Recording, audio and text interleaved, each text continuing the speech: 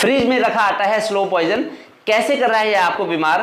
देखिए live demo. देखिए अगर हम आटा फ्रिज में रखते हैं तो फ्रिज में एक तो अंधेरा होता है, फिर इसमें ऑक्सीजन नहीं होती, इसमें CFC गैस होती है, तो उससे क्या क्या नुकसान होता है। अगर फ्रिज में रखा आटा की रोटियां खाते हैं हम, एक तो हमारे जोड़ों में दर्द हो जाता है, कमर का दर्द हो, चाहे सर्वाइकल पेन हो, सियाटिका हो। दूसरा फिर हमारे आंतों में कब्ज की शिकायत हो जाती है, कब्ज का बहुत बड़ा कारण है फ्रिज में रखा आटा। मॉडर्न साइंस ने भी प्रूव किया रिसर्च में, आयुर्वेद ने भी, इससे एसिडिटी भी होती है, एसिडिटी का बहुत बड़ा कारण है। उसके अलावा हमारे हार्ट में भी ब्लॉकेज को बढ़ावा देता है फ्रिज में रखा आटा, तो इसलिए इसका उपयोग ना करें। फिर बच्चों का फोकस